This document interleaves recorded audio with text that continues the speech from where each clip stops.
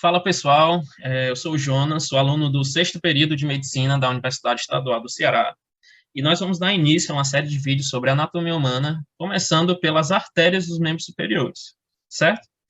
A primeira grande artéria que nós vamos estudar é a artéria subclávia. A subclávia, do lado direito, ela tem uma origem diferente do lado esquerdo, como sabemos. A artéria subclávia direita, ela vai ser um ramo imediato do tronco braquiocefálico, tá certo? E a artéria do lado esquerdo, ela vai ser um ramo direto do arco aórtico, tá? Então, quando a gente vai falar sobre a origem dela, a gente tem que pontuar essa diferença do lado direito e do lado esquerdo. Só que em seguida é parecido, é igual, tá? A gente vai colocar aqui como se fosse igual. Então, vamos colocar o exemplo da artéria subclávia direita aqui, tá? A artéria subclávia direita, ela vai ter ela vai ser um ramo imediato do tronco braquiocefálico, tá certo? E ela vai ter como a sua porção final, né, o seu limite, né, a primeira costela. Então, ela inicia como um ramo do tronco braquiocefálico e ela vai ter o seu limite à primeira costela. A partir da primeira costela, ela vai mudar de nome e vai ser chamada de artéria axilar, como nós vamos ver mais na frente. A artéria subclávia, como vocês podem ver no esquema, ela pode ser dividida em 3 partes pelo músculo escaleno anterior. A relação da subclávia com esse músculo é a seguinte: a primeira parte vai ser medial a esse músculo, tá certo? A segunda parte vai ser posterior ao músculo escaleno anterior e a terceira parte vai ser lateral a esse músculo. Primeira, segunda e terceira parte, tá? Para a gente fixar esses ramos, a gente tem que lembrar dessas partes. A primeira parte emite 3 ramos, a segunda parte emite 2 e a terceira parte emite 1. Então, você vai fixar 3, 2, 1, tá?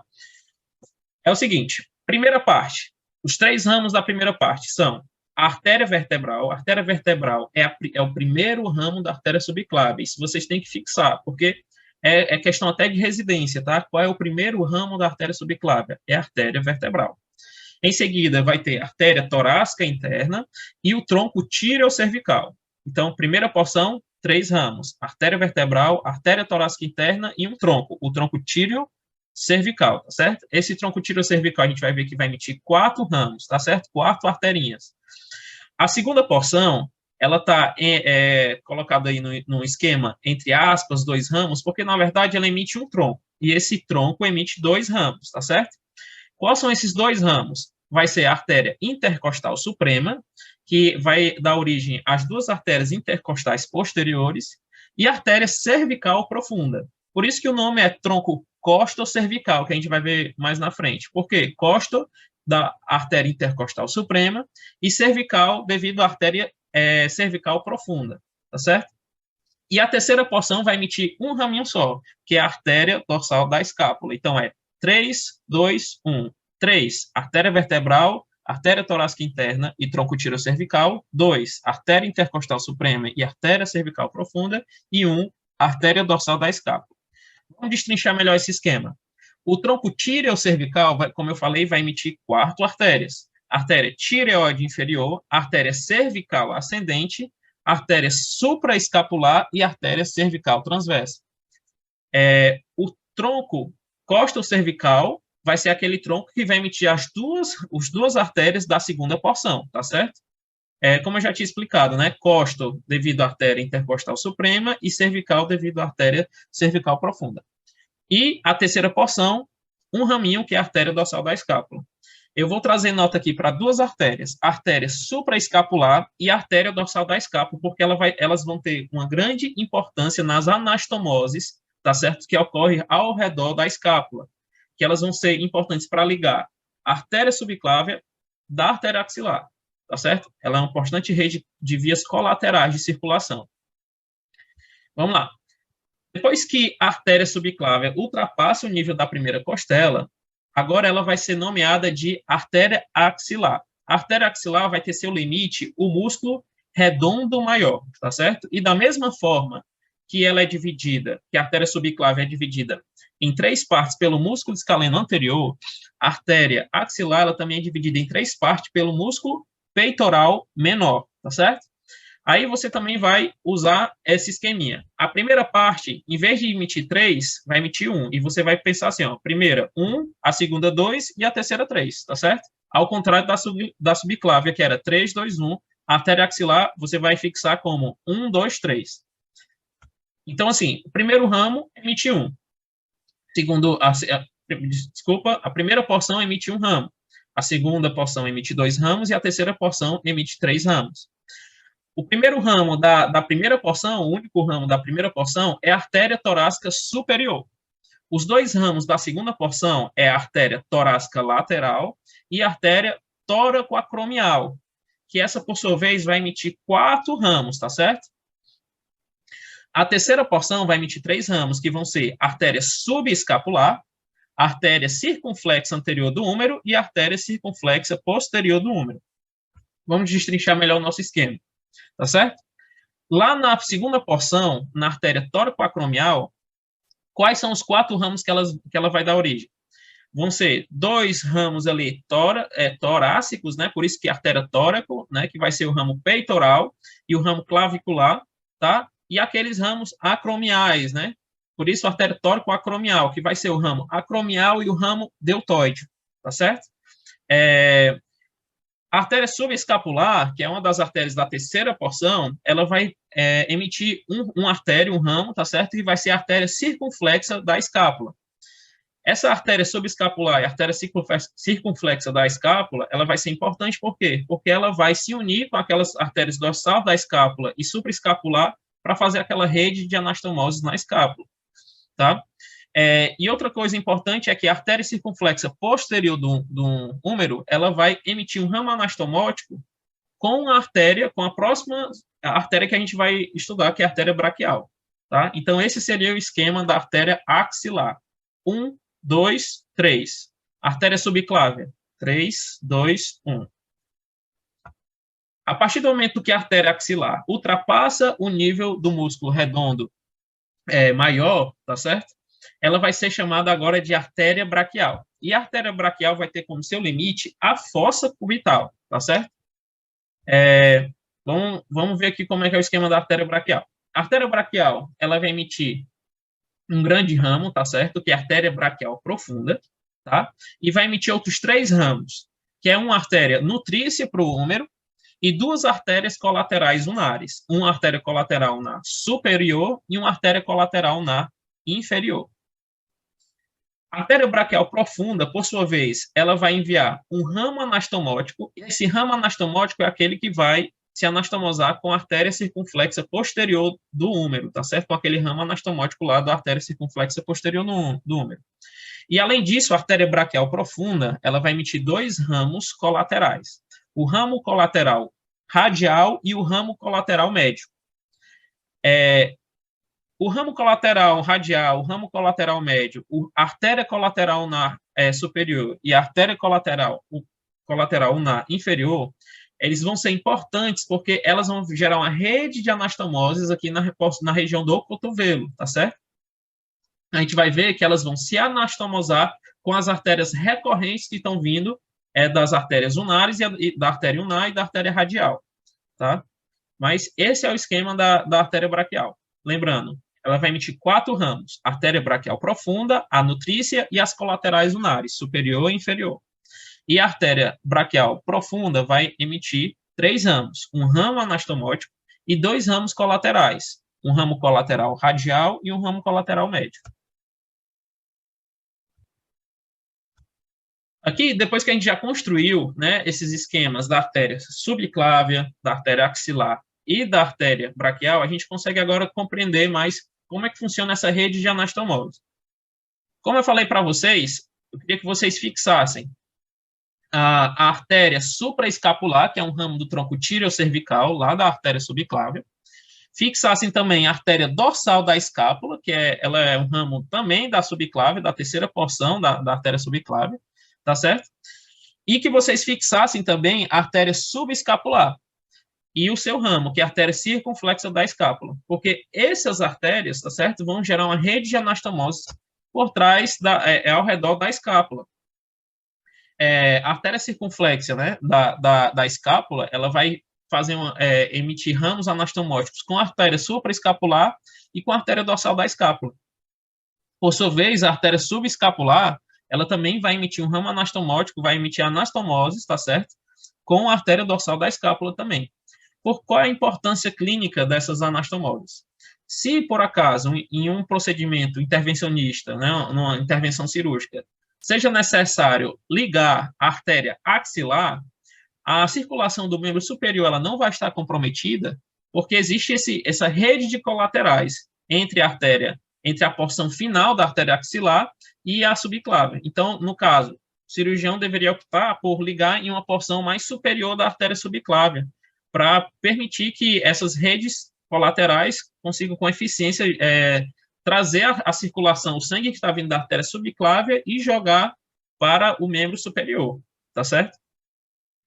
Existe também uma rede anastomótica, como vocês já poderiam ter percebido, da artéria axilar e da artéria braquial. A última porção da artéria axilar vai emitir a artéria circunflexa posterior do húmero, que vai ter um ramozinho anastomótico, né? E esse ramo anastomótico, ele vai se anastomosar com o ramo anastomótico da artéria braquial profunda, como eu já tinha mencionado. Então, essa é uma anastomose importante também, tá certo? Que para ligar as artérias para correlacionar as artérias do membro superior, artéria axilar e artéria braquial. Agora vamos seguir para a próxima parte, que são as artérias do antebraço. A artéria braquial, quando chega ao nível da fossa cubital, ela vai emitir duas grandes artérias, a artéria ulnar e a artéria radial. Jonas, como é que eu vou fixar qual é qual? A artéria radial, você lembra, faz um rádiozinho assim com a mão, a anteninha do rádio ao polegar. Então, a artéria que está do lado do polegar vai ser a artéria radial, tá certo? Então, vão ter a artéria radial e a artéria ulnar. Vamos fazer um esquema de cada uma dessas artérias isoladamente. Quando a gente vai olhar para a artéria ulnar, a gente vai pensar em três grandes ramos aí, tá certo? E a gente precisa também lembrar de uma estrutura que está entre os dois ossos, da una e do rádio, que é a membrana interóssea. Ok? Então, a artéria ulnar, ela vai emitir dois ramos recorrentes, tá certo? Esses ramos recorrentes, a gente vai ver que vão se ligar às artérias colaterais ulnares, tá? E vai emitir um grande ramo, tá? Esse ramo que vai gerar outras artérias, tá? Esse ramo, ele não tem uma nomeação específica, mas seria um tronco ali que vai originar as três artérias interósseas. Quais são essas três artérias interósseas?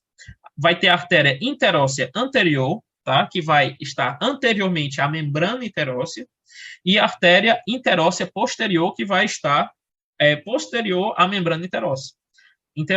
Além disso, vai existir o ramo terminal, que vai ser a artéria interóssea recorrente, que vai se anastomosar com aquele ramo colateral médio da artéria braquial profunda, tá certo?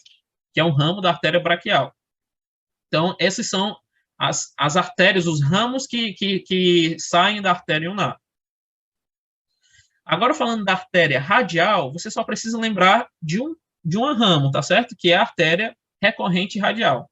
Essa artéria recorrente radial vai se ligar à artéria colateral radial que está vindo lá da artéria braquial profunda, tá?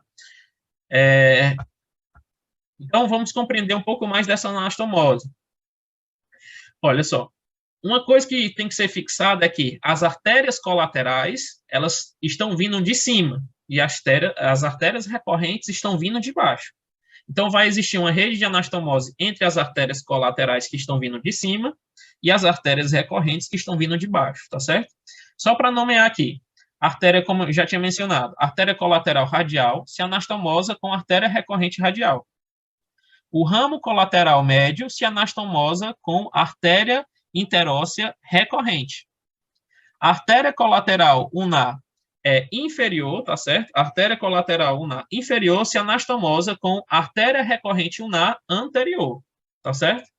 E a artéria colateral ulnar superior vai se anastomosar com a artéria recorrente ulnar posterior, tá? Então, é assim que se dá a rede de anastomoses na região cubital, né? A região do cotovelo.